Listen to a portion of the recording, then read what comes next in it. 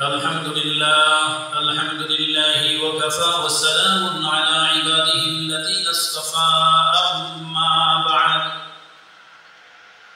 فقد قال الله تعالى في كلامه المجيد والفرقانه الحميد أعوذ بالله من الشيطان الرجيم بسم الله الرحمن الرحيم إن الأبرار لفي نعيم وإن الفجار لفي جحيم قال النبي صلى الله عليه وسلم لا دار بعد الدنيا إلا الجنة أو النار وقال النبي صلى الله عليه وسلم من أكل طيبا وعمل في سنة وعمل الناس بوايقه دخل الجنة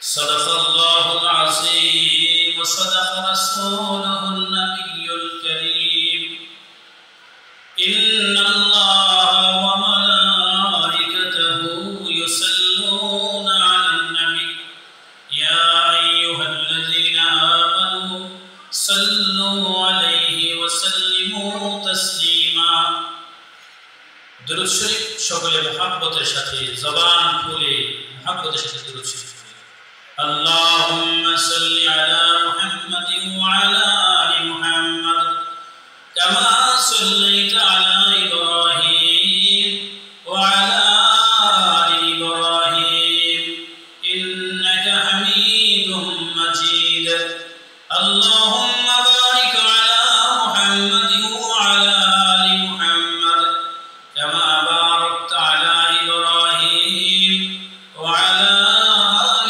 إبراهيم إنك حميد مجيد بلغ العلا بكماله كشف الدجى بجماله حسنت جميع خصاله صلوا عليه وآله رہے میرا مسکن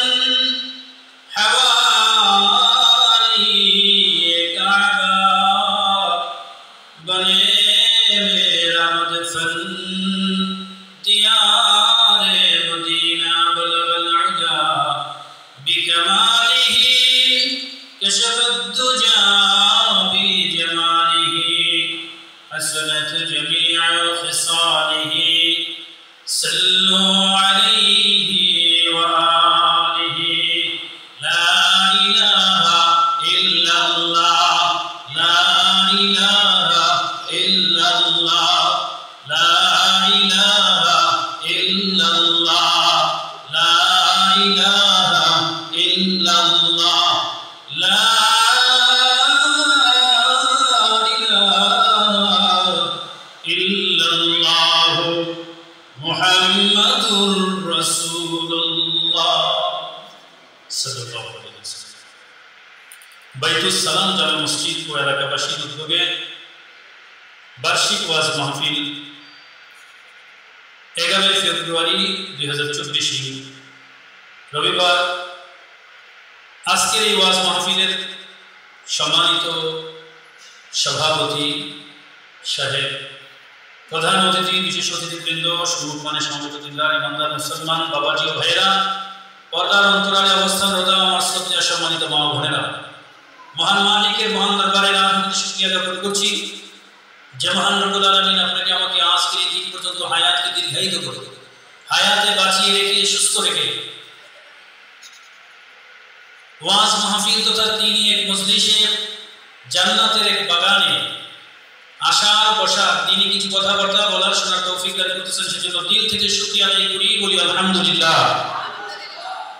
মুহতারাম হাজিরিন, এই মজলিসকে রাসূল করিম সকলে বলি সাল্লাল্লাহু আলাইহি ওয়াসাল্লাম। রাসূল করিম সাল্লাল্লাহু আলাইহি ওয়াসাল্লাম এই মজলিসগুলোকে জান্নাতের বাগান বলেছেন। তিনি বলেছেন, ইদা মারারতু বিরিয়াদিল জান্নাতি ফারতাউ ক্বালু ওয়া মা রিয়াদুল জান্নাহ ইয়া রাসূলুল্লাহ ক্বালা হালাকুল যিকর। রাসূল কারীম সাল্লাল্লাহু আলাইহি ওয়াসাল্লাম বলেন, যখন দুনিয়াতে কোনো জান্নাতের বাগান খুঁজে পাও তো জান্নাতের বাগানে ঢোকো এবং তার থেকে ইচ্ছা মতো ফল ভক্ষণ করো। সাহাবায়ে কেরাম জানতে চাইলেন, ইয়া রাসূলুল্লাহ, দুনিয়াতে জান্নাতের বাগান পাবো কোথায়? রাসূল কারীম সাল্লাল্লাহু আলাইহি ওয়াসাল্লাম বলেন, হালাকুল যিকর, যিকিরের মজলিস, আল্লাহ তাআলার বড়ত্বের আলোচনা হয়, রাসূল করিম সাল্লাল্লাহু আলাইহি ওয়াসাল্লামের মান শানের আলোচনা হয়, পরকালের আলোচনা হয়। এমন মজলিসগুলো হলো দুনিয়াতে জান্নাতের বাগান। মুহতারাম হাজিরিন, আপনাদের মনে একটা প্রশ্ন জাগবে, এইটা কি করে জান্নাতের বাগান হয়? অথচ জান্নাতের বাগান, জান্নাত তো এমন, জান্নাতের উপমা দুনিয়াতে কোনো জিনিস দিয়ে জান্নাতের উপমা দেওয়া যায় না। কারণ বেহেশত আজা কি আজারে নবাশদ, বেহেশত আজা কি আজারে নবাশদ, কসে রাহা কসে কারে নবাশদ, দরি দুনিয়া কসে বেগুম নবাশদ, দরি দুনিয়া কসে বেগুম নবাশদ, अगर বাশদ দুনিয়া দম নবাশদ। বেহেশত তো এমন জায়গা যেখানে কোনো দুঃখ নাই, কষ্ট নাই, জ্বালা নাই, যন্ত্রণা নাই, ব্যথা নাই, বেদনা নাই, শত্রু নাই, হিংসুক নাই, কোনো রোগ নাই, শোক নাই, এমন জায়গা হলো বেহেশত। দুনিয়াতে এই মজলিসকে কি করে জান্নাতের বাগান বলা হয়, বেহেশতের বাগান বলা হয়?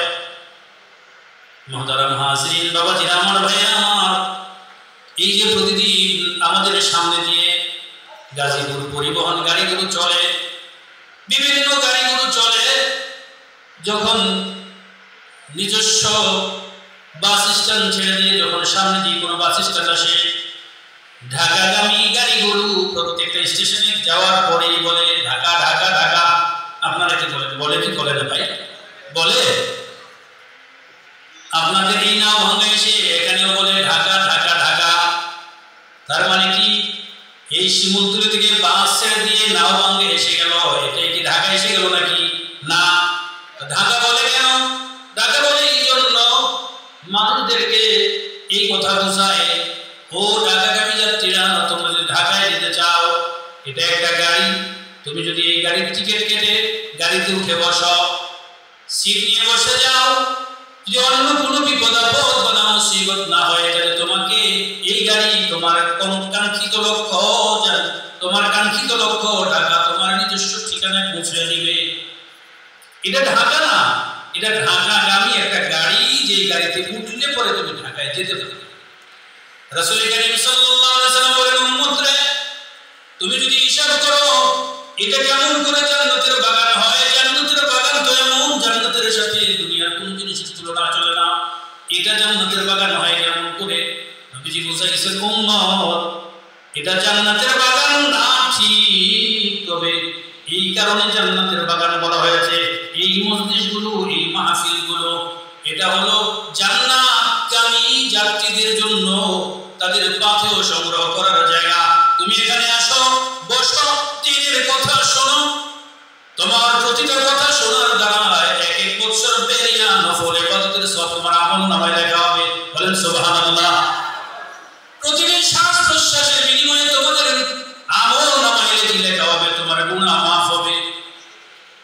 আর এই মজলিসের কথা যখন তুমি আমল করবে, কথাগুলো শুনে যখন আমল করবে, তো এই আমলের দ্বারা তোমার কাঙ্ক্ষিত লক্ষ্য জান্নাতে তুমি পৌঁছে যাবে। সুবহানাল্লাহ। মুহতারাম হাজিরিন, পবিত্র কোরআনুল কারীমের দুটি আয়াতে কারিমা আমি তেলাওয়াত করছি। সূরা ইনফিতারের 13 এবং 14 নম্বর আয়াত দুটি আমি তেলাওয়াত করেছি। আয়াত দুটিতে আল্লাহ তাআলা বলেন, ইন্নাল আবরারা লাফি নাঈম ওয়া ইন্নাল ফুজ্জারা লাফি জাহিম। নিশ্চয়ই যারা আবরার হবে, যারা হবে আবরার, যারা হবে নেককার, তাদের জন্য আল্লাহ তাআলা তৈরি করে রেখেছেন নিয়ামতে পূর্ণ ওয়াইন্নাল ফুজ্জারা লাফি জাহিম। যারা ফাসিক ফাজির হবে, পাপিষ্ঠ হবে, গুনাহগার হবে, তাদের ঠিকানা আল্লাহ তাআলা বানিয়েছেন জাহান্নাম। জান্নাত কি, জাহান্নাম কি? জান্নাতে যাবে কারা, জাহান্নামে যাবে কারা? রাসূল করিম সাল্লাল্লাহু আলাইহি ওয়াসাল্লামের একটি হাদিস আমি পড়েছি। রাসূল করিম সাল্লাল্লাহু আলাইহি ওয়াসাল্লাম বলেন, লা দারা বা'দা দুনিয়া ইল্লাল জান্নাতু ওয়ান নার। দুনিয়া ছেড়ে চলে যাওয়ার পরে তোমার সামনে দুইটা ঠিকানা হবে। দুনিয়ার এই ঘর বাড়ি ছেড়ে যাওয়ার পরে তোমার সামনে দুইটা বাড়ি আসবে, হয়তোবা জান্নাতের বাড়ি নতুবা জাহান্নামের বাড়ি, অথবা জান্নাত নতুবা জাহান্নাম। জান্নাত কি? কে যাবে জান্নাতে? রাসূল করিম সাল্লাল্লাহু আলাইহি ওয়াসাল্লাম যখন বললেন, এই ভালো ভালো কাজগুলো যদি তোমরা করো, আল্লাহ তাআলা তোমাদের জন্য জান্নাত বানিয়ে রেখেছেন। তখন সাহাবায়ে কেরাম বললেন, ইয়া রাসূলুল্লাহ, জান্নাত কি? জান্নাত কি জিনিস দিয়ে বানানো? রাসূল করিম সাল্লাল্লাহু আলাইহি ওয়াসাল্লাম বলেন, হযরত আবু হুরায়রা রাদিয়াল্লাহু তাআলা আনহু থেকে বর্ণিত হাদিস। সাহাবায়ে কেরাম জিজ্ঞেস করলেন, ইয়া রাসূলুল্লাহ, আল জান্নাতু ওয়া মা বিনাউহা, নবীজি জান্নাত কি? জান্নাত কি জিনিস দিয়ে বানানো? নবীজি বলেন, আল জান্নাতু লাবিনাতুম মিন যাহাবিন ওয়া লাবিনাতুম মিন ফিদ্দাতিন। নবীজি বলেন, শোনো, জান্নাত এমন একটি সুরম্য অট্টালিকা, এমন একটি প্রাসাদ। লাবিনাতুম মিন যাহাবিন ওয়া লাবিনাতুম মিন ফিদ্দাতিন, যে জান্নাতের সুরম্য অট্টালিকাটা একটা ইট হবে স্বর্ণের, আর একটা ইট হবে রূপার। সুবহানাল্লাহ। একটা ইট স্বর্ণের, আর একটা ইট। রাসূল করিম সাল্লাল্লাহু আলাইহি ওয়াসাল্লামের হাদিসের তরজমা শুনাইতেছি ভাই। লাবিনাতুম মিন যাহাবিন ওয়া লাবিনাতুম মিন ফিদ্দাতিন, নবীজি বলেন, জান্নাতের একটা ইট হবে স্বর্ণের, আর একটা ইট হবে রূপার। ওয়া মিলাতু মিসকুল ফার, এর গাঁথনি হবে সুগন্ধি যুক্ত মেশকে। সুবহানাল্লাহ। ওয়া হাসবাউহা লুলু ওয়াল ইয়াকুত, আর এর সুরকি হবে লুলু এবং ইয়াকুত পাথরের। সুবহানাল্লাহ। ওয়াতুরবাতুহা জাফরান, এর বাড়ি বা মাটি হবে জাফরানের। মাইয়াদখুলহা ইয়ানামু ওয়া লা ইয়ামাসু ওয়া ইয়াখলুদু ওয়া লা ইয়ামুতু। নবীজি বলেন, যারা এই জান্নাতে একবার প্রবেশ করবে, আজীবন তারা জান্নাতে থাকবে, স্বাচ্ছন্দ্যে থাকবে, সুখে স্বাচ্ছন্দ্যে থাকবে, আরামে থাকবে। কখনো রোগ শোক কখনো তাদেরকে স্পর্শ করবে না, কখনো তাদের চেহারা মলিন হবে না।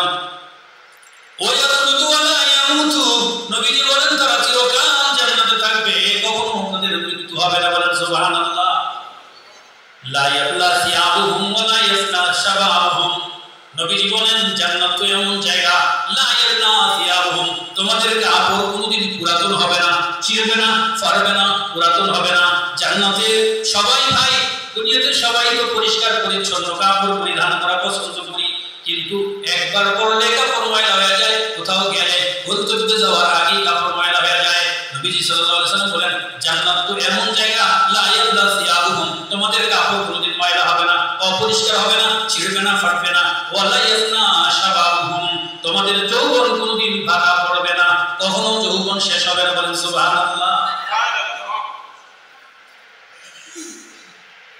হাদিসে কুদসি দেখুন, আল্লাহ তাআলা বলেন, আ'দাতু লি'ইবাদিয়াস সালিহিনা মা লা আইনুন রা'at ওয়া লা উযুনুন সামি'at ওয়া লা খাতারা আলা কলবি বাশার ওয়াকরাউ ইন শি'তুম ফালা তা'লামু নাফসুম মা উখফিয়া লাহুম মিন কুররাতি আ'য়ুনিন জাযাআন বিমা কানু ইয়া'মালুন। রাসূল করিম সাল্লাল্লাহু আলাইহি ওয়াসাল্লাম বলতেছেন, খুদ আল্লাহ তাআলা স্বয়ং আল্লাহ তাআলার ঘোষণা, আল্লাহ তাআলা বলতেছেন, আ'দাতু লি'ইবাদিয়াস সালিহিনা মা লা আইনুন রা'at, আমি আমার নেককার বান্দাদের জন্য এমন জান্নাত তৈরি করে রেখেছি, মা লা আইনুন রা'at, এমন চোখ নেই যে চোখ কোনদিন এমন জান্নাত দেখেছে। এই জান্নাতের এই বিবরণটা যেটা রাসূল করিম সাল্লাল্লাহু আলাইহি ওয়াসাল্লাম বলেছেন, কোন একজন বাংলা কবি এটাকে সুন্দর তরজমা করেছেন এইভাবে, নেককার মুমিনের জন্য এমন নেককার মুমিনের জন্য আল্লাহ তাআলা এমন জান্নাত বানাইছে, এমন কোন চক্ষু নেই যাদের দেখছে কোনোদিন, এমন কোন করোনা নাই যা শুনছে কোনোদিন। স্বর্ণরূপার দালান কোটা হবে মনের মতো, স্প্রিং এর গতিটাতে থাকবে থাক শত শত, বলেন সুবহানাল্লাহ। ফুল বিছানা কোমল শয্যা স্বর্ণ খাটের উপরে সাজিয়ে রেখেছেন আল্লাহ পাশাপাশি করে, বলেন সুবহানাল্লাহ। হাজার হাজার রকম হবে নাস্তার সামান, হাজার হাজার রকম হবে নাস্তার সামান, তথাপি দুধ মধুর শরবত করাইবে পান, তথাপি দুধ মধুর শরবত করাইবে পান, বলেন সুবহানাল্লাহ। ফল বৃক্ষ ফল চুকাবে ফল দেয়ারি তরে, ফল বৃক্ষ ফল চুকাবে ফল দেয়ারি তরে, পরম সুখে খাবে তুমি তৃপ্তি সহকারে, বলেন সুবহানাল্লাহ। এমন সময় সুর করে হুরপুরীরা আসবে খুশি মনে, মুগ্ধ মধুর করবে তোমায় মিষ্টি মধুর গানে, সুবহানাল্লাহ। নেচে নেচে হেলে দুলে করবে কত গান, নেচে নেচে হেলে দুলে করবে কত গান, এমন সুরে করবে যা শোনে নাই কোনো গান, এমন সুরে করবে যা শোনে নাই কোনো গান, বলেন সুবহানাল্লাহ। গানের কথাগুলো হাদিসে এসেছে, কিন্তু সুর কি হবে সেটা ওই জায়গায় গেলেই বোঝা যাবে, আর আগে বোঝার সুযোগ না। নবী করিম সাল্লাল্লাহু আলাইহি ওয়াসাল্লাম গানের কথাগুলো বলেছেন, হুররা তোমাদের সামনে নেচে নেচে হেলে দুলে তোমাদের সামনে গানের এই শব্দগুলো পড়বে। হাদিস শরীফে এসেছে নবী সাল্লাল্লাহু আলাইহি ওয়াসাল্লাম বলেছেন, নাহনুল খালিদাতু ফালা নাবিদু ওয়া নাহনুন নাইমাতু ফালা নাবরাসু, নাহনু খালিদাতুন ফালা নাবিদু ওয়া নাহনুন নাইমাতু ফালা নাবরাসু, ওয়া নাহনুর রাসিয়াতু ফালা নাসকাতু, ওয়া তুবা লিমান কানা লানা ওয়া কুন্না লাহু। নবীজি বলেছেন, হুররা নেচে নেচে তোমাদের সামনে যে শব্দগুলো পড়বে, আবৃত্তি করবে, গান গাইবে, ওই গানের অর্থগুলো হলো নাহনু খালিদাতুন ফালা নাবিদু, আমরা চিরদিন তোমাদের কাছেই থাকবো, কোনদিন তোমাদের থেকে আলাদা হব না, ওয়া নাহনুন নাইমাতু ফালা নাসকাতু, আমরা সব সময় তোমাদের সাথে হাস্যোজ্জ্বল থাকবো, আনন্দে থাকবো, নিজেরা আনন্দিত থাকবো, তোমাদেরকেও আনন্দে রাখবো, কখনো তোমাদের সাথে আমরা তোমাদেরকে বেজার করব না, তোমাদেরকে অসন্তুষ্ট করব না, আমরাও তোমাদের সাথে কখনো রাগ গোসা করব না। তুবা লিমান কানা লানা ওয়া কুন্না লাহু, নবীজি বলেন বড় খুশনসিব ওই সকল মানুষের জন্য যারা আমাদেরকে পাবে, আর আল্লাহ তাআলা আমাদের জন্য যাদেরকে বানাইছেন, যাদের জন্য আমাদেরকে বানাইছেন, তাদের জন্য বড় খুশনসিব, বড় খুশনসিব। ভাই গো, এই হলো জান্নাত। রাসূল করিম সাল্লাল্লাহু আলাইহি ওয়াসাল্লাম বলেন, শোনো, এই হুররা তোমাদের সামনে নেচে নেচে শব্দগুলো আবৃত্তি করতে থাকবে, গান পরিবেশন করতে থাকবে। হ্যাঁ, তোমরা যদি গান হুরদের জবানে হুরদের কণ্ঠে ওই গান শুনতে চাও, তাহলে দুনিয়ার এই নাপাক গান তোমাদের ছাড়তে হবে। আমরা কি জান্নাতের গান শুনতে চাই? দুনিয়ার গানও শুনতে চাই নাকি? তাহলে দুনিয়ার গান ছাড়বো ইনশাআল্লাহ। নেচে নেচে হেলে দুলে করবে কত গান, এমন সুরে করবে যে শোনে নেই কোনো গান, এমন সুরে করবে যে শোনে নেই কোনো গান। হুর প্রেমে মত্ত হবে মুমিন লোক যত, হুর প্রেমে মত্ত হবে মুমিন লোক যত, এক এক মিলনে 70 বছর হবে গত, সুবহানাল্লাহ। লজ্জত হবে কবু না কমবে সক্ষতা, লজ্জত হবে কবু না কমবে সক্ষতা, যতই মিলেবে তাতে বাড়িবে ক্ষমতা, সুবহানাল্লাহ। নবীজি বলেন, শোনো, দুনিয়ার জীবনের অবস্থা এমন, মানুষের স্বাভাবিক অবস্থায় মানুষের দিন দিন বার্ধক্য আসে, দিন দিন মানুষ দুর্বল হয়, দিন দিন মানুষের বার্ধক্য আসে, বুড়ত্ব আসে। দুনিয়ায় যেমন মানুষের দিন দিন বার্ধক্য আসে, জান্নাতে মানুষের দিন দিন শক্তি বাড়তে থাকবে।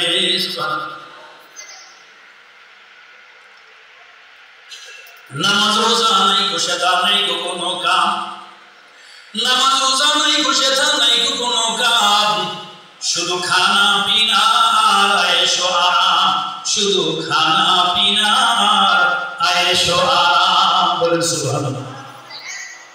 আমার ভাইরা, এই জান্নাত আমরা পাইতে চাই কি? পাইতে চাই? রাসূল করিম সাল্লাল্লাহু আলাইহি ওয়াসাল্লাম বলেন, শোনো, জান্নাত যখন আল্লাহ তাআলা তোমাদেরকে দান করবেন, জান্নাতে যাওয়ার পরে ওয়ালাকুম ফিহা মা তাশতাহি আনফুসুকুম ওয়ালাকুম ফিহা মা তাদদাউন। জান্নাতে এমন জায়গা, সেখানে তুমি যা চাইবে চাইতে দেরি হবে, তুমি পাইতে দেরি হবে না, বলেন সুবহানাল্লাহ। তাই দুনিয়াতে এমন কোনো মানুষ নেই, হাজারো কোটি টাকার মালিক হোক, সারা পৃথিবীর বাদশাহী যদি সে পেয়ে যায়, কিন্তু সে যা চাইবে চাইতে দেরি হবে, পাইতে দেরি হবে না, এটা কখনো সম্ভব না। কি বলেন আপনারা? সম্ভব? সারা জীবন যা চাইবে তাই পাবে, এটা কখনো সম্ভব না।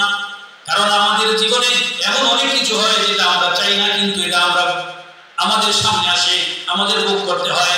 আমাদের চাই না, তারপরেও আমাদের সামনে আসে, আমাদেরকে ওইটা মেনে নিতে হয়। আর জান্নাতে মানুষ যা চাইবে চাইতে দেরি হবে ভাই গো, পাইতে দেরি হবে না, বলেন সুবহানাল্লাহ।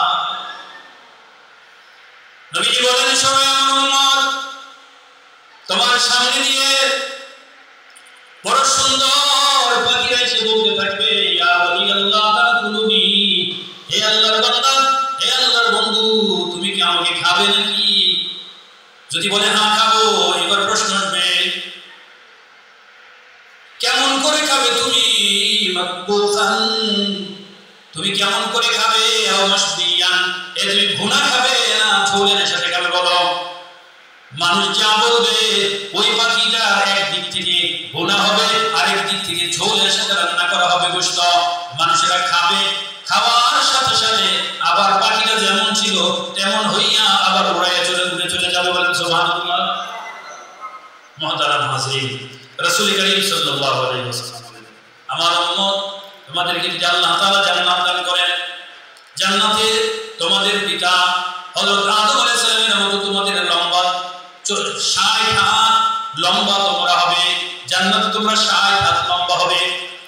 হযরত ইউসুফ আলাইহিস সালামের মতো তোমরা সুন্দর হবে, হযরত ঈসা আলাইহিস সালামের মতো বয়স 33 বছর বয়সী হবে। আল্লাহু আকবার। হযরত দাউদ আলাইহিস সালামের মতো কণ্ঠস্বর হবে।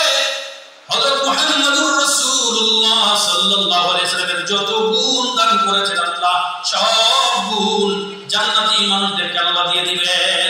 সুবহানাল্লাহ, সুবহানাল্লাহ। রাসূল করিম সাল্লাল্লাহু আলাইহি ওয়াসাল্লাম বলেন, শোনো হে আমার উম্মত, জান্নাতে যখন তোমরা যাবে, আল্লাহ তাআলা তোমাদেরকে এমন কোনো ইচ্ছা নাই যেটা আল্লাহ তাআলা পূরণ করবেন না। তোমরা যা ইচ্ছা করো, ইচ্ছা করতে করতে সাথে সাথে তোমাদের আল্লাহ তাআলা সব ইচ্ছা পূরণ করে দিবেন, বলেন সুবহানাল্লাহ।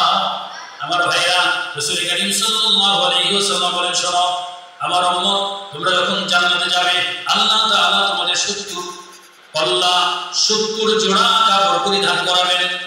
এত সুন্দর তোমাদেরকে আল্লাহ তাআলা বানাইবেন, 70 আল্লাহ কাপড় তোমাদেরকে পরতে দিবেন। আর তোমাদের এই হাতের 10 আঙ্গুলে আল্লাহ তাআলা 10টা আংটি পরাইয়া দিবেন। সুবহানাল্লাহ, সুবহানাল্লাহ। রাসূল করিম সাল্লাল্লাহু আলাইহি সাল্লাম বলেন, শোনো আমার উম্মত, এই 10টা আংটির মধ্যে 10টা জিনিস লেখা থাকবে। প্রথম নম্বর, 1 নম্বর আংটির মধ্যে লেখা থাকবে, সালামুন আলাইকুম বিমা সাবারতুম, সালামুন আলাইকুম বিমা সাবারতুম, তোমাদের উপরে শান্তি বর্ষিত হোক। বিমা সাবারতুম, এই জন্য যে তোমরা সবর করেছো, এই জন্য তোমাদের উপরে শান্তি বর্ষিত হোক। 1 নম্বর আংটিতে লেখা থাকবে, আমার ভাইরা, 1 নম্বর আংটিতে লেখা থাকবে, সালামুন আলাইকুম বিমা সাবারতুম, তোমাদের উপরে শান্তি বর্ষিত হোক, এই জন্য যে তোমরা দুনিয়াতে সবর করেছো। ভাইজান, সবর হলো 3 প্রকার। একটা হলো ভালো কাজ করার জন্য যে কষ্ট হয়, এই কষ্টের উপরে সবর করা। গুনাহের কাজ থেকে বাঁচতে যে কষ্ট হয়, ওই কষ্টের উপরে সবর করা। আল্লাহ তাআলা যে মুসিবত বান্দার উপরে আপতিত করেন, ফেলেন, ওই মুসিবতের উপরে সবর করা।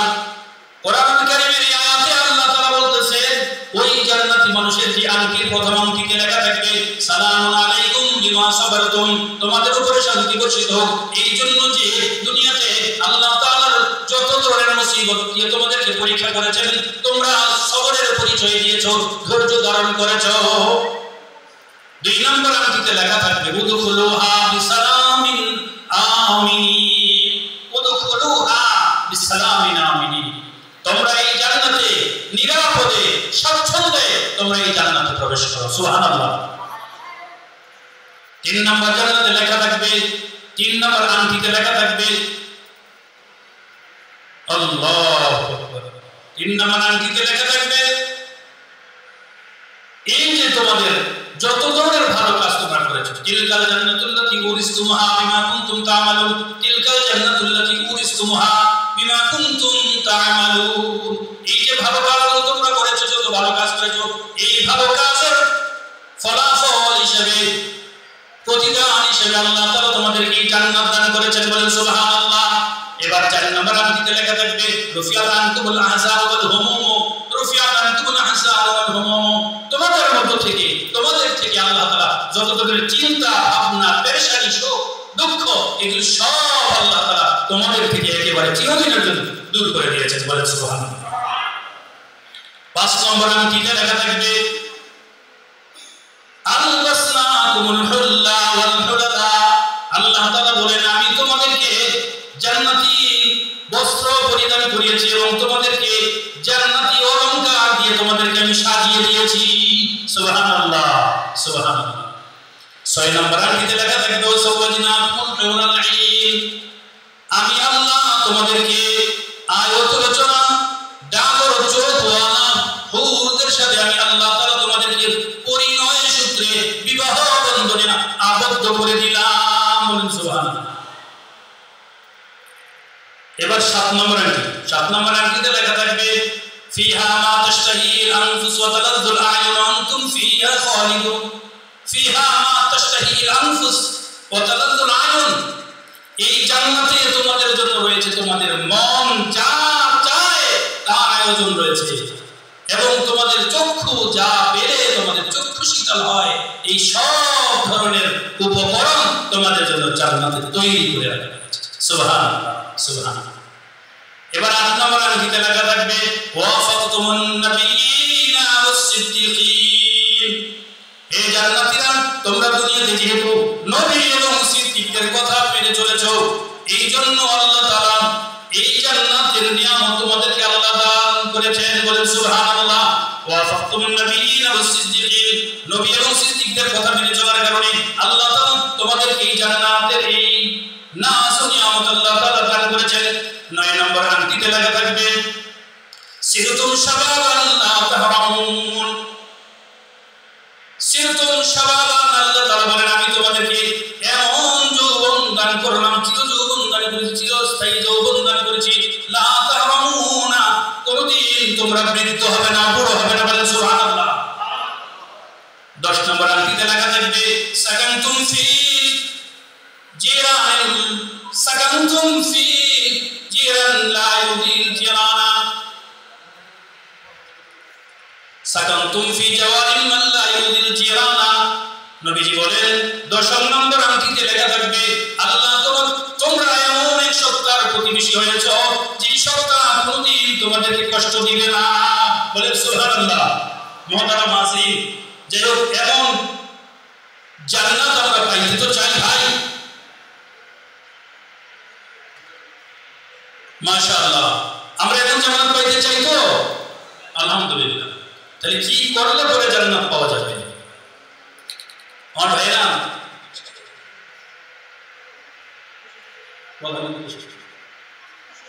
মাশাআল্লাহ, আমরা ওনাকে ইস্তেকবাল জানাই। আমাদের আজকের এই ওয়াজ মাহফিলের প্রধান অতিথি যিনি জনাব মোহাম্মদ আনিসুর রহমান আরিফ সাহেব, প্যানেল চেয়ারম্যান জেলা পরিষদ গাজীপুর, উনি এসেছেন আমাদের মাঝে, আমরা ওনাকে ইস্তেকবাল জানাই। মুহতারাম হাজিরিন, এরপরে কি করলে পরে জান্নাত পাওয়া যাবে? আমার ভাইরা 4টা কাজ করা চাই। 1 নম্বর হলো যত ধরনের গুনাহ আছে গুনাহগুলো ছেড়ে দিতে। কোরআনুল কারীমে আল্লাহ বলেন ওয়ালা আন-নাফসা আনিল হাওয়া ফাইনাল জান্নাতা হিয়াল মাওয়া ওয়া আম্মা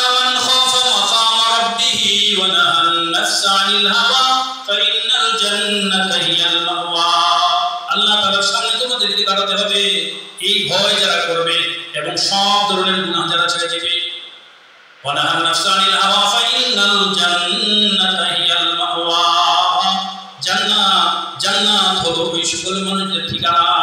এক নাম্বার, এই জান্নাত যদি আমরা পাইতে চাই যত ধরনের গুনাহ আছে সব গুনাহ ছেড়ে দিতে হবে। আমরা চাইতেও জান্নাত পাইতে গুনাহ করব ইনশাআল্লাহ, নাকি না ছেড়ে দিব? যেটি বুঝবো যেটা গুনাহ তাহলে সেটা আমরা করব না। দুই নম্বর হলো যেটাই ভালো কাজ হিসেবে জানবো ছোট হোক সেটাই আমরা করব। তিলকা জান্নাতুল্লাতী উরিসতুমুহা বিমা কুনতুম তা'মালুন। এই ভালো কাজগুলোর কারণে আল্লাহ তাআলা তোমাদের এই জান্নাতের মালিকানা দান করেছেন। তো এই কোন ভালো কাজটার কারণে জান্নাতের মালিকানা লাভ হয়ে যাবে আমাদের জানা নাই। এইজন্য নেকের কাজ ছোট যদি হয়, কোন নেকের কাজ আমি ছাড়বো না। রাসূল কারীম সাল্লাল্লাহু আলাইহি ওয়াসাল্লাম হাদিস শরীফে বলেছেন, আমার উম্মত কোন ধরনের নেকের কাজকে তুমি ছোট মনে করো না। এমনকি তোমার ভাইয়ের সাথে হাসি মুখে কথা বলবে, এটাও একটা নেকের কাজ, তুমি এটাকে ছোট মনে করো না। হাসি মুখে কথা বলা ভাইয়ের সাথে, এটাও একটা নেকের কাজ। তাহলে কোন ধরনের নেকের কাজ, যেটা নেকের কাজ ছোট হোক, আমরা কোন নেকের কাজ ছাড়বো না ইনশাআল্লাহ। মজার কাজ। 3 নম্বর হলো দিনদার, পরহেজগার, নেককার, আল্লাহওয়ালা মানুষ যারা, তাদেরকে বন্ধু বানানো। রাসূল কারীম সাল্লাল্লাহু আলাইহি ওয়াসাল্লাম বলেন, ওয়ালা তুসাহিবিল্লা মুমিনান ওয়ালা ইয়াকুল তুআমাকা ইল্লা তাজি। ওয়ালা তুসাহিবিল্লা মুমিনান, মুমিন ছাড়া, সত্যিকারের প্রকৃত মুমিন ছাড়া কাউকে বন্ধু বানাবে না।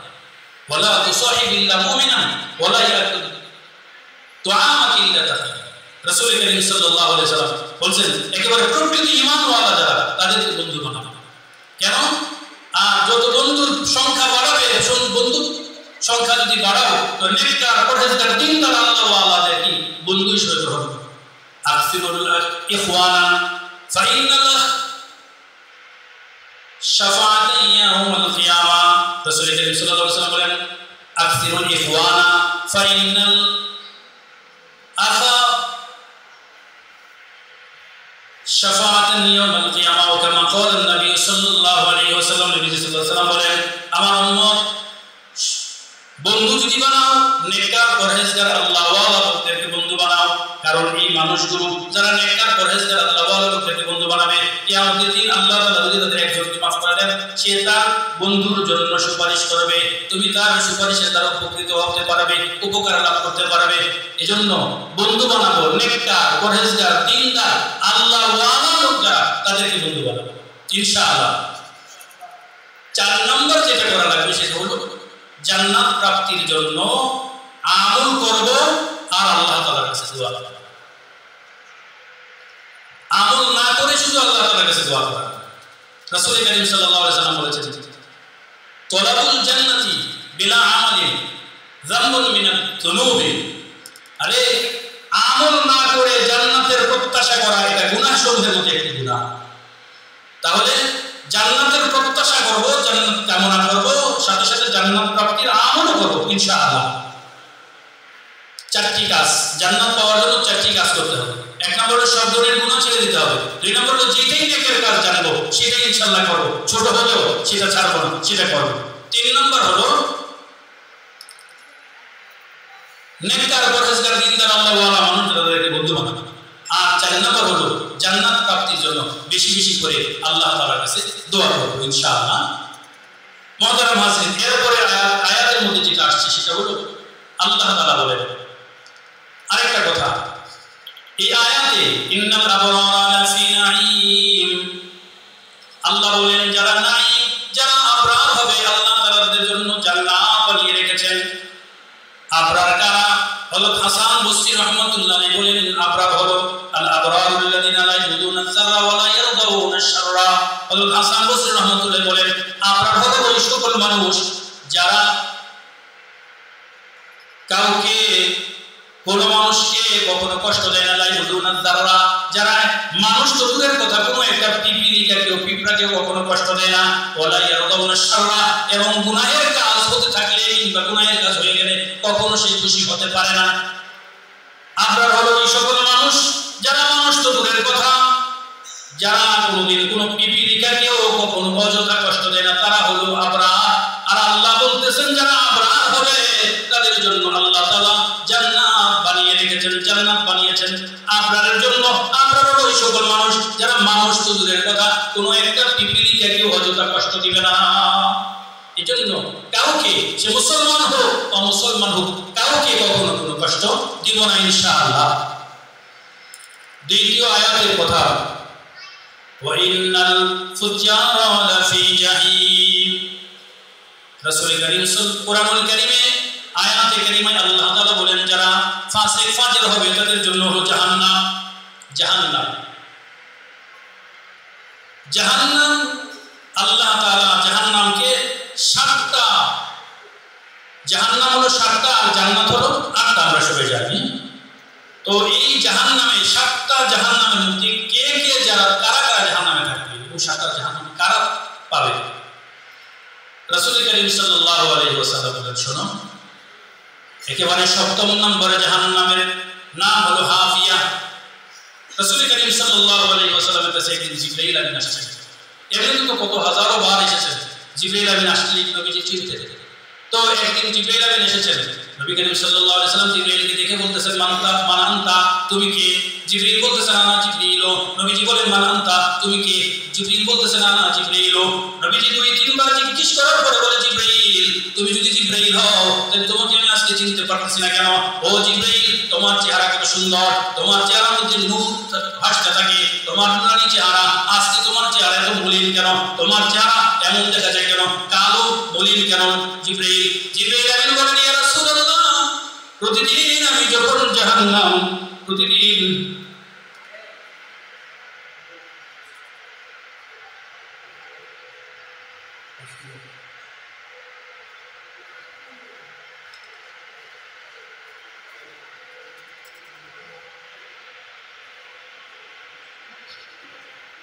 আসলে যারা আলোচনা করেন তাদেরকে পূর্ব থেকে যেটা বলে দেওয়া হয় ওইভাবেই যদি আলোচনা চলতে থাকে তাহলে সকলের জন্য কি ফায়দা হবে। 1 ঘন্টা যদি সময় দিয়ে থাকেন আপনারা, তো আপনারা 1 ঘন্টাই ওনাকে দেবেন, যাকেই দেবেন 1 ঘন্টা থেকে 1 ঘন্টাই দেবেন। মাঝখানে যদি আপনি বলেন 5 মিনিট যদি আলোচনা ছেড়ে দেওয়া লাগে, তাহলে উনি আলোচনা কি করবেন? 40-এ আপনারা আমাকে বসিয়েছেন, 40 হলে পরে 1 ঘন্টা হবে। আমরা যদি মনে করি আপনাদের সাথে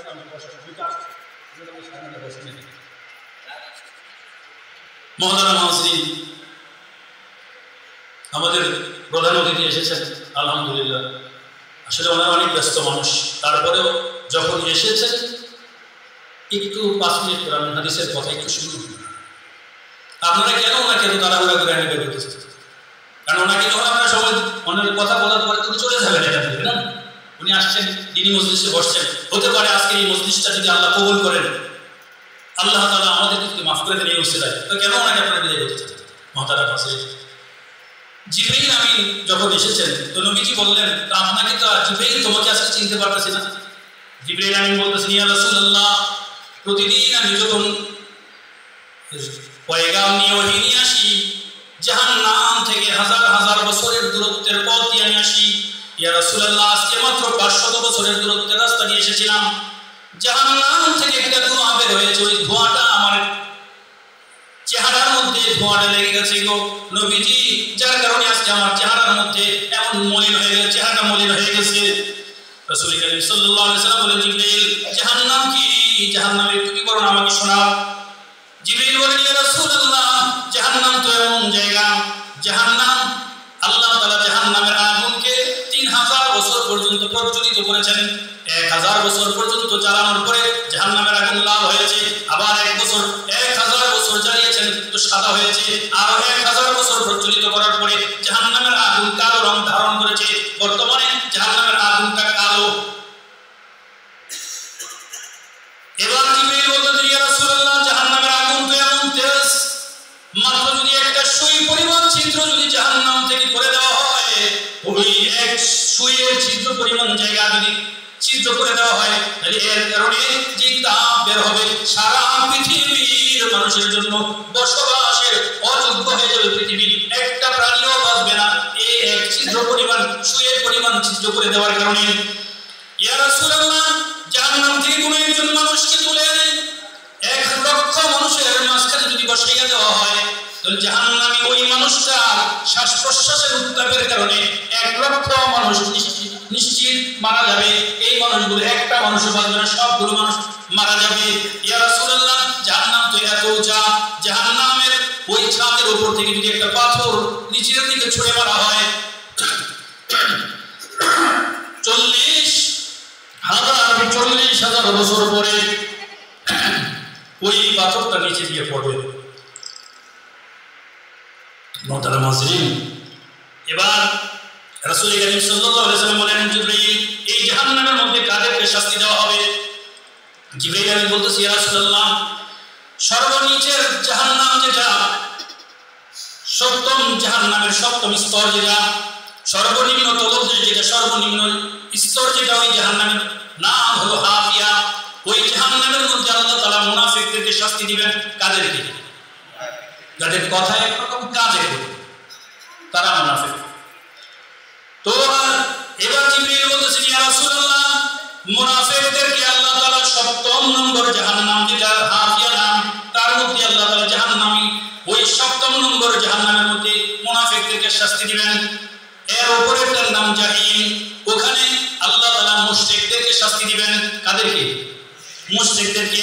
এর উপরেরটার নাম হলো সাকার, এটার মধ্যে আল্লাহ তাআলা চন্দ্র সূর্যের পূজারী যারা তাদেরকে শাস্তি দিবেন। নাউযুবিল্লাহ।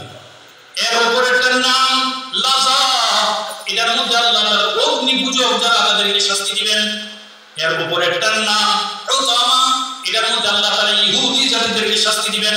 নাউযুবিল্লাহ। এর উপরেরটার নাম সাঈর, ওটার মধ্যে আল্লাহ তাআলা খ্রিস্টান জাতিদেরকে শাস্তি দিবেন। এতটুকু বলে জিবরিল আমিন থেমে গেলেন। প্রথম নাম্বার উপরে সর্বোচ্চ যেটা উপরেরটা, ওটার নাম কি? ওটার নাম হলো জাহান্নাম। ওটার নাম জাহান্নাম। নবীজি বলেন, জিবরিল, 6টার কথা বললে কারাবাস করবে, সেখানে কাদেরকে সাজা দেওয়া হবে? কাদের কথা বললে? ও জিবরিল, সর্বোপরের যেটা, এটার নাম জাহান্নাম, ওটার মধ্যে কাদেরকে শাস্তি দেওয়া হবে? জিবরিল আমিন থেমে গেলেন। নবীজি বলেন, জিবরিল, এতটা সব বিবরণ দেওয়ার পরে 1 নম্বর জাহান্নাম যেটার নাম জাহান্নাম, ওই জাহান্নামের প্রথম স্তর যেটা, এটার মধ্যে কাদেরকে শাস্তি দেওয়া হবে বলো না কেন? জিবরাইল আমিন বলতেছি, ইয়া রাসূলুল্লাহ, এটার মধ্যে আপনার উম্মতের মধ্যে যারা গুনাহগার, কবিরা গুনাহ করে যারা মারা যাবে বিনা তওবায়, আপনার গুনাহগার উম্মতদেরকে এটার মধ্যে শাস্তি দেওয়া হবে। নবী করিম সাল্লাল্লাহু আলাইহি ওয়াসাল্লাম জিবরিলের এই কথা শোনার পরে, বিবরণ শুনে জিবরিলকে বলতেছেন, হে জিবরিল, তাহলে আমার উম্মতকে জাহান্নামে শাস্তি দেওয়া হবে, আমার উম্মতকে জাহান্নামে শাস্তি দেওয়া হবে। তুমি জাহান্নামের যে বিবরণ দিয়েছো জিবরিল, এই জাহান্নামের মধ্যে তাহলে আমার উম্মতরাও কি জ্বলবে? হ্যাঁ ইয়া রাসূলুল্লাহ, আপনার উম্মতের মধ্যে যারা কবিরা গুনাহ করবে বিনা তওবায় মারা যাবে তাদেরকে আল্লাহ তাআলা এখানে শাস্তি দিবেন। রাসূল করিম সাল্লাল্লাহু আলাইহি ওয়াসাল্লাম জিবরিলের এখান থেকে কথা শুনে সরাসরি উনি ওনার হুজরায় চলে গেলেন, ওনার কামরায় চলে গেলেন।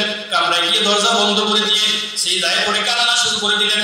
কাঁদতেছেন, অঝরে কাঁদতেছেন, রব্বি উম্মতি ইয়া রব্বি উম্মতি ইয়া রব্বি উম্মতি, আল্লাহ আমার উম্মতের কি উপায় হবে? ওগো আল্লাহ, আমার উম্মতের কি উপায় হবে? কিভাবে আসছে? একদিন নয়, তিন দিন পর্যন্ত রাসূল করিম সাল্লাল্লাহু আলাইহি ওয়াসাল্লাম নিজ হুজরাতে বসে বসে নামাজ পড়তেন। নামাজের সময় যখন জামাতের সময় হতো তখন হুজরা থেকে বের হতেন, একজনের সাথেও কোনো কথা বলতেন না, মুখ করে মলিন, খাবার দাবারের দিকেও চাইতেন না, কোনো স্ত্রীর ঘরেও চাইতেন না। এসে নামাজ পড়াতেন, ভয়ে কেউ কারো তার ওনার সাথে কথাও বলতে পারতো না। নবীজি নামাজ পড়াতেন, নামাজ পড়ে সোজা আবার হুজরায় চলে যেতেন, নামাজ পড়তেন, সেজদায় পড়ে লম্বা সময় পর্যন্ত কান্নাকাটি করতেন। তিন দিন হয়ে গেছে নবীজি সাল্লাল্লাহু আলাইহি ওয়াসাল্লাম নিজ হুজরায় বসে বসে শুধু কাঁদেন, উম্মতের জন্য কাঁদতেছিলেন 3 দিন পর্যন্ত। সাহাবায়ে কেরাম মসজিদে নববীতে বসে বসে আলোচনা করতেছেন, নবীজির কি হয়েছে, কে নবীজিকে আঘাত দিয়েছে, কে কষ্ট দিয়েছে, নবীজির কি হইল, নবীজি আমাদের কারোর সাথেও কথা বলে না, আমার হুজরা ওনার স্ত্রীদের হুজরাতেও যান না। নবীজি একটা হুজরায় বসে বসে শুধু সারাদিন কাঁদে। কেন কাঁদেন? জিবরাইল হযরত আবু বকর রাদিয়াল্লাহু তাআলা যেহেতু নবীজির হাতে করে এক নম্বর সাহাবী, এবার সবাই বললেন বড় ভাই আবু বকর আপনি নবীজির কাছে যান, আপনি গিয়ে নবীজিকে দরজা খুলতে বলুন, এরপরে আপনি নবীজির সাথে আলোচনা করুন নবীজির মনে কষ্ট কেন। হযরত আবু বকর রাদিয়াল্লাহু তাআলা গেলেন দরজায় গিয়ে সালাম দিলেন, ইয়া রাসূলুল্লাহ আমি আবু বকর, ওগো নবীজি মেহেরবানি করে দরজাটা খোলেন, আপনার কি অসুবিধা? আমরা আপনার জানতে চাই ইয়া রাসূলুল্লাহ আপনার সব সাহাবীরা মসজিদে নববীতে কাঁদতেছে ইয়া রাসূলুল্লাহ। আবু বকর রাদিয়াল্লাহু তাআলা আনহু ডাকে সাড়া দিলেন না, নবীজি দরজা খুললেন না, তিনি শুধুই কাঁদতেছিলেন। এবার হযরত ওমর রাদিয়াল্লাহু তাআলা আনহুকে পাঠানো হলো। ওমর রাদিয়াল্লাহু তাআলা আনহু ঘরের দরজায় আওয়াজ দিলেন, সালাম দিলেন, বারবার তিনবার সালাম দিলেন, ইয়া রাসূলুল্লাহ আমি আপনার উম্মত, ওগো নবীজি কি দুঃখ, কে আপনাকে কষ্ট দিয়েছে, কি কারণে আপনি কাঁদতেছেন ওগো নবীজি? আপনার কান্নার কারণে আপনার সব সাহাবীরা মসজিদে নববীতে কাঁদতেছে ওগো নবীজি, মেহেরবানি করে দরজাটা খুলুন। নবীজি দরজা খুললেন না। সবাই বললেন ভাই সালমান ফারসি, ওগো ভাই সালমান আপনার বয়স বেশি, মুরব্বী সাহাবী আপনি। নবীজি বলেছেন সালমান আমার পরিবারের সদস্য, আপনি যান গিয়ে দেখুন নবীজির ঘরের দরজা খোলাতে পারেন কিনা। তিনি গেলেন, সেখানে গিয়ে তিনিও চেষ্টা করলেন, কিন্তু নবীজি ঘরের দরজা খুললেন না। নবীজি শুধু কাঁদতেছেন। আলী রাদিয়াল্লাহু তাআলা আনহু গেলেন, গিয়ে এভাবে সালাম দিলেন, তিনবার সালাম দিয়ে যা আরজ করার তা করলেন, কিন্তু নবীজি ঘরের দরজা খুললেন না। আলী রাদিয়াল্লাহু তাআলা আনহু ফিরে আসলেন, ফাতেমার কাছে গিয়ে বললেন, ফাতেমা নবীজির জন্য কি হয়েছে? কেউ তো উদ্ধার করতে পারলো না, কেউ জানলো না। তিন দিন পর্যন্ত নবীজি 3 দিন যাবত ঘর থেকে বের হন না, শুধু নামাজ পড়েন, কারোর সাথে কথা বলেন না। মসজিদ থেকে নবী থেকে সোজা তার কামরায় চলে যান, শুধুই কাঁদেন। কেন কাঁদেন? ফাতেমা তুমি যাও, তুমি গিয়ে দেখো, চেষ্টা করে নবীজির মুখ থেকে উদ্ধার করতে পারো কিনা। হযরত ফাতেমা আসলেন, ঘরে সালাম দিলেন, ঘরে আওয়াজ দিলেন। এবার নবীজি ঘরের দরজা খুলে দিলেন, খুলে দিয়ে নবীজি নামাজে দাঁড়িয়ে গেলেন, নামাজ শেষ করলেন, লম্বা সময় পর্যন্ত আবারও কাঁদতে লাগলেন। এক পর্যায়ে ফাতেমা বলতেছেন, আব্বা জান আপনার সব সাহাবীরা মসজিদে নববীতে কাঁদতেছে, আব্বা জান আপনার কি হয়েছে, কেন আপনি কাঁদছেন, কে আপনাকে কষ্ট দিয়েছে, কেন কাঁদছেন আপনি? আপনি যদি না বলেন আপনার সাহাবীরা জানবে কি করে, আপনি বলেন। এবার নবীজি সাল্লাল্লাহু আলাইহি ওয়াসাল্লাম বলেন, ফাতেমা রে কেউ আমারে কষ্ট দেয়নি, কারো কষ্টের কারণে আমি কাঁদি না, আমি তো কাঁদি এই কারণে গত 3 দিন আগে জিবরাইল আমিন এসেছিলেন, এসে জাহান্নামের বিবরণ শুনিয়েছেন। আর তিনি বলেছেন সর্বোপরের যে জাহান্নামের যে দরজাটা আছে, ওই জাহান্নামের স্তরটা আছে, ওই স্তরে আল্লাহ তাআলাকে আমার উম্মত মুসলমান গুনাহগারদেরকে শাস্তি দিবেন। এ ফাতেমা শুধু এই কারণে আমি কাঁদি, আর কোনো কারণে না। আল্লাহ আমার উম্মতকে শাস্তি দিবেন এই কথা শুনে আমি সহ্য করতে পারতেছি না। জিবরাইল আমিনকে আল্লাহ তাআলা পাঠাইলেন, জিবরাইল যাও আমার নবীর কাছে যাও, গিয়ে বলো কেন তিনি কাঁদেন। জিবরাইল আলাইহিস সালাম তো বলেন, ইয়া ওগো আল্লাহ আপনি তো ভালো করেই জানেন আপনার নবী কেন কাঁদেন। জিবরাইল তুমি তারপরেও যাও আমার নবীর কান্নার কারণ জিজ্ঞেস করো, গিয়ে বলেন, ইয়া রাসূলুল্লাহ আপনি কেন কাঁদেন ওগো নবীজি। জিবরাইল আলাইহিস সালাম বললেন, আল্লাহ নবী সাল্লাল্লাহু আলাইহি ওয়াসাল্লাম বলেন, জিবরাইল আমি আমার উম্মতের জন্য কাঁদি, শুধু আমার উম্মতের জন্য কাঁদি। আমার উম্মতকে জাহান্নামে ফেলাবে, আমার উম্মত জাহান্নামের আযাব কেমনে সহ্য করবে, আমি এই কারণে কাঁদি। আল্লাহ তাআলা জিবরাইল আমিনকে পাঠাইলেন, ওহী দিয়ে, হে জিবরাইল তুমি কি আমার নবীকে বলো, আল আখিরাতু খায়রুল লাকা মিনাল উলা ওয়া লাসাউফা ইউতিকা রাব্বুকা ফাতারদা। হে জিবরাইল আমার নবীকে কি বলো, আমার নবীর জন্য দুনিয়ার চাইতে আখিরাতটা দুনিয়ার চাইতে উত্তম হবে। আর আমার নবী যা চাইবে আমি আমার নবীকে কোনো কষ্ট দিব না, আমার নবীকে কষ্ট দিব না, তার মনে ব্যথা দিব না। আমার নবী যা চাইবে আসরের মাঠে আমি অবশ্যই তাকে খুশি করে দিব। সুবহানাল্লাহ। নবীজি বলেন আমার উম্মতের একজন সদস্য যদি জাহান্নামে থাকে ততক্ষণ পর্যন্ত আমি খুশি হব না, আমি আল্লাহর উপর খুশি হব না যতক্ষণ আমার উম্মতের একজন সদস্য জাহান্নামে থাকে। মুহতারাম হাজিরিন, এই দৌড় দুনিয়াতে নবীজি কেঁদেছেন, এখনো নবীজি হুজরা মুবারকে এখনো উম্মতের জন্য কাঁদেন। হাসরের মাঠ যেদিন কায়েম হবে উম্মতের জন্য হাসরের মাঠেও তিনি বেকুল বেকারার থাকবেন। সারা জীবনের যখনই আনন্দ কোনো সময় এসেছে নবীজি তখন আমাদের কথা বলেন নাই, যখন কঠিন কষ্টের দিন এসেছে নবীজি তখন উম্মতের কথা বলেন নাই। কষ্টের দিনেও নবীজি উম্মতকে বলেন নাই, আনন্দের দিনে খুশির দিনেও নবীজি উম্মতকে বলেন নাই। হাসরের মাঠ যেদিন কায়েম হবে ওই দিনও নবীজি উম্মতকে ভুলবেন না। হযরত আনাস রাদিয়াল্লাহু তাআলা আনহু বলেন, ইয়া রাসূলুল্লাহ, আপনি কি আমাকে সুপারিশ করবেন? আপনি আমার জন্য সুপারিশ করবেন ও নবীজি?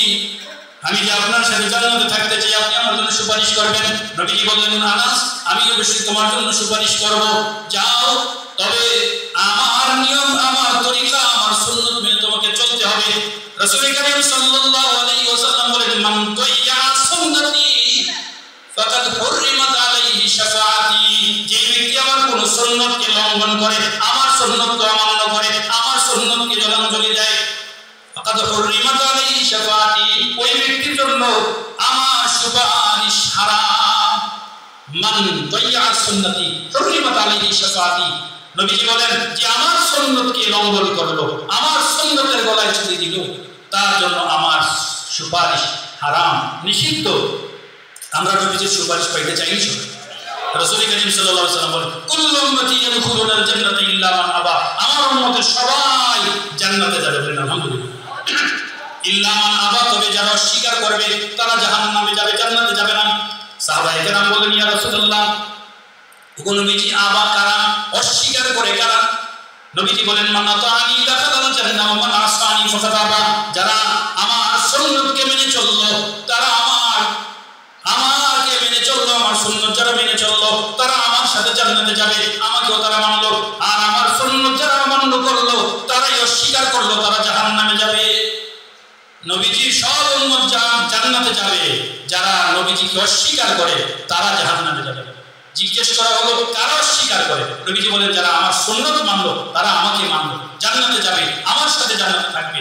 আর যারা আমার সুন্নত মানলো না, লঙ্ঘন করলো, তারা আমাকে অমান্য করলো, আমাকে অস্বীকার করলো, তারা জাহান্নামে যাবে। মুহতারাম হাজরিন, আমরা নবীজির সাথে জান্নাতে যেতে চাই কি চাই না? আমরা নবীজির সাথে জান্নাতে যেতে চাই। নবীজির সুন্নত না মেনে যে নবীজি সারা জীবন আমাদের জন্য কেঁদেছেন, এখনো কাঁদছেন, হাসরের মাঠেও তিনি কাঁদবেন। হযরত আনাস রাদিয়াল্লাহু আনহু বলেন, ইয়া রাসূলুল্লাহ, তবে হাসরের মাঠে আমি আপনাকে কোথায় পাবো? নবীজি বলেন, আনাস রে, হাসরের মাঠে তুমি এক জায়গায় আমাকে পাবে না। এ আনাস, তুমি হয়তোবা আমাকে মিজানের পাল্লার কাছে পাবে। যদি নবীজি ওখানে না পাই, তাহলে হাউজে কাউসারের কাছে পাবে। ওগো নবীজি, সেখানে যদি না পাই তাহলে কোথায় পাবো? নবীজি বলেন, তাহলে ওই পুল সিরাতের পুলের কাছে আমাকে পাবে। এ আনাস শোনো, আল্লাহ তাআলা তার সব নবীদের জন্য নূরের তৈরি মিম্বর বানায় রেখেছেন, প্রত্যেকটা সারিবদ্ধ করে সাজায় রেখেছেন। আল্লাহর নবীরা ওই হাসরের মাঠে একটা নির্দিষ্ট সময়ে গিয়ে প্রত্যেকটা নবীর যার নাম লিখিত সংরক্ষিত আসনে বসবেন। শুধু একটা আসন তখনও খালি থাকবে, ওই আসনটা হলো তোমার নবীর। আমি আমার আসনে বসবো না, কারণ আমি সবসময় চিন্তায় থাকবো, আমি যদি আসনে বসে থাকি, না জানি আমার উম্মত ওই রকম পুল সিরাতের পুল পার হতে গিয়ে পড়ে যায় কিনা, মিজানের পাল্লায় আমার উম্মতের ওজন, নেকের ওজন হালকা হয়ে যায় কিনা। আমার উম্মতের জন্য এই জন্য আমি এক জায়গায় থাকবো না, 3-4 জায়গায় আমি থাকবো। মুহতারাম হাজিরিন, বাবাজিরা, আমার ভাইরা, আমার আলোচনা শেষ। যে নবীজি সারা জীবন উম্মতের জন্য কেঁদেছেন, এখনো কাঁদছেন, হাসরের মাঠেও কাঁদবেন। আল্লাহ তাআলা যাকে মাকামে মাহমুদ দান করবেন, কিন্তু তারপরেও আমাদের মুক্তির জন্য নবীজি সিজদায় পড়ে কাঁদতে থাকবেন, লম্বা সময় পর্যন্ত কাঁদবেন। নবীজি বলেন, আল্লাহ তাআলা আমার মুখ দিয়ে এমন প্রশংসার বাণী সেদিন বের করে দিবেন, আমি সেদিন আল্লাহ তাআলাকে এমন প্রশংসার বাক্য দিয়ে বাণী দিয়ে আমি আল্লাহ তাআলার প্রশংসা করব। লম্বা সময় পর্যন্ত আমার উম্মতের জন্য মুক্তির জন্য কাঁদতে থাকলে এরপরে আল্লাহ তাআলা বলবেন, আপনি আপনার মাথা উত্তোলন করুন, মাথা উঠান, আপনি যা চাইবেন আমি তাই দিব। যে নবীজি সারা জীবন কেঁদেছেন, এখনো কাঁদছেন, হাসরের মাঠেও আমাদের মুক্তির জন্য, আমার মুক্তির জন্য, আপনার মুক্তির জন্য নবীজি বেকারার থাকবেন, বেকুল থাকবেন। সেই নবীজি কি উম্মত হয়ে কাঁদানো কি ঠিক হবে? আপনারা কি মনে করেন? উম্মত হয়ে কাঁদানো কি ঠিক হবে ভাই? আর যদি আমরা আমরা নবীজিকে কাঁদাই, তাহলে সেই নবীর সামনে সুপারিশের জন্য গিয়ে দাঁড়ানো যাবে ভাই? মোহতারাম হাসিন, এই জন্য আমি আপনাদের সামনে বিনীত একটা আরজ করছি, সেটা হলো আসুন নবীজিকে কাফের মুশরিকরা বেদিনরা তারা নবীজিকে কষ্ট দিয়েছে, জ্বালাতন করেছে, এখনো করছে, এখনো নবীজিকে কষ্ট দিচ্ছে, কিন্তু আমরা উম্মত হয়ে নবীজির সুপারিশের আশা করে আমরা তো নবীজিকে কষ্ট দেওয়া চলে না। কে বলে না? আমরা তো নবীজির সুপারিশ চাই তো সকলে। নবীজির সুপারিশ ছাড়া জান্নাতে যাওয়ার বিকল্প কোনো রাস্তা আছে কি? যদি না থাকে তো এখন থেকে আমরা কি আজ থেকে এই ওয়াদা করতে পারি না, এতদিন বুঝে হোক না বুঝে হোক নবীজিকে কষ্ট দিয়েছি, আজ থেকে আর নবীজিকে কষ্ট দিব না? পারবো ইনশাআল্লাহ এই ওয়াদা করতে? আমার ভাইরা,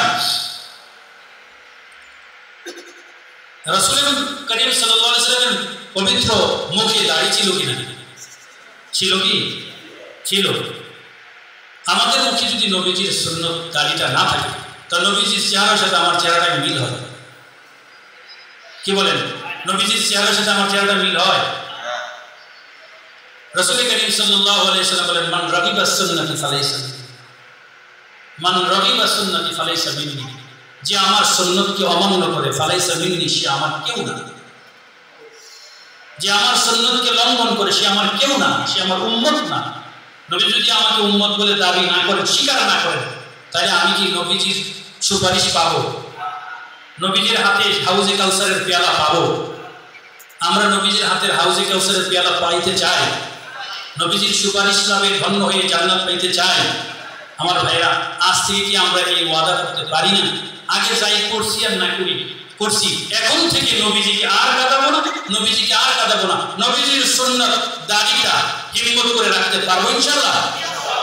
দাড়ি নাই, এখন থেকে আজ থেকে দাড়ি রাখবো এমন কোন নওজোয়ান আছে কি? আরে দাড়ি তো আপনার আছে, আপনার মামা দাড়ি নাই, যা এমন কোন নওজোয়ান আছে যে হুজুর এতদিন দাড়ি রাখি নাই, কিন্তু হুজুর আজকের এই মাহফিল থেকে আমি ওয়াদা করলাম বাকি জিন্দেগিতে আর দাড়িতে কুট কেচে লাগাবো না? পারবো ওয়াদা করতে? তাহলে তো আমরা ইনশাআল্লাহ ঠিকই আমরা ইনশাআল্লাহ ওয়াজ তো বাড়িতে ঠিক মতো নিয়ে যেতেছি। দেখা যাবে কি ভাই, পারবো না? ইনশাআল্লাহ পারবো। যাক, ঠিক আছে, আজকে আপনার ওয়াদা করার দরকার নেই। আমি আপনাদেরকে শেষ কথা যেটা বলি সেটা হলো, আসুন আমরা অন্তত মৃত্যুর 1 বছর আগে দাড়িটা রাখি। মৃত্যুর 1 বছর আগে। আজকে দাঁড়িয়ে রাখার কোনো দরকার নেই ভাইরা। আমরা তো হুজুরে আমরা জালের মধ্যে আটকাই দিলেন না কেন করে? ওয়াজ শুনে দেন বুঝে না ভাই, আটকানোর দরকার নেই, আমি জালে আটকাইতে চাই না। আচ্ছা, আজকে না হয় দাঁড়িয়ে রাখলাম না, নিয়ত করলাম না, ওয়াদা করলাম না, এখন থেকে মৃত্যুর 1 বছর আগে, মৃত্যুর 1 বছর আগে ইনশাআল্লাহ দাঁড়িয়ে রাখবো। এই ওয়াদা করতে পারবো তো ইনশাআল্লাহ? মৃত্যুর 1 বছর আগে দাঁড়িয়ে রাখবো, এই ওয়াদা করতে পারবো ইনশাআল্লাহ? পারবো ইনশাআল্লাহ, এটা পারবো। মৃত্যুর 1 বছর আগে দাঁড়িয়ে রাখবো। কি বলেন? 1 বছর আগে দাঁড়িয়ে রাখবো ইনশাআল্লাহ। এখন রাখার দরকার নেই, 1 বছর আগে রাখবো। যদি মনে করেন যে না হুজুর 1 বছর কেমনে বুঝবো, কবে মারা যাই তা তো বলতে পারবো না, আজকে রাত্র শেষ হবে কিনা তাও তো জানি না, তাহলে আমার ভাইরা কি করা চাই আপনারাই বলেন। যদি নবীজির সুপারিশ যদি আপনার দরকার হয়, নবীজির সুপারিশ যদি আপনার দরকার হয়, তাহলে আপনার পায়ে হাত রেখে বলবো, আসুন নবীজির সুন্নতের সাথে আমার সুন্নতটা মিলিয়ে, আমি আমার নবীজির চেহারার সাথে আমার চেহারাটা মিলিয়ে নিই, নবীর সুন্নতটা মেনে, তাহলে রাসূল করিম সাল্লাল্লাহু আলাইহি ওয়াসাল্লামের সুপারিশ পাওয়া যাবে ইনশাআল্লাহ। আল্লাহ তাআলা এই যতগুলো কথা বিক্ষিপ্তভাবে আলোচিত হয়েছে, যেগুলো এই কথাগুলো সর্বাগ্রে আমাকে নবীজির প্রত্যেকটা সুন্নত মেনে চলার তৌফিক সর্বাগ্রে আমাকে, এরপরে মাইকের আওয়াজ যতটুকু পৌঁছেছে সকলকে এই কথাগুলোর উপরে আমল করার তৌফিক দান করেন। এরপরেও জনাব মারুফ হাবিব সাহেব এসেছেন, উনি অত্যন্ত গুরুত্বপূর্ণ আলোচনা করবেন। আলহামদুলিল্লাহ, আমরা সব কথা শুনবো, প্রত্যেকটা কথার উপরে আমল করার চেষ্টা করবো। আল্লাহ আমাদের সবাইকে তৌফিক দান করেন, আমিন। ওয়া আখিরু দাওয়ানা আলহামদুলিল্লাহি রাব্বিল আলামিন। আসসালামু আলাইকুম ওয়া রাহমাতুল্লাহি ওয়া বারাকাতুহু।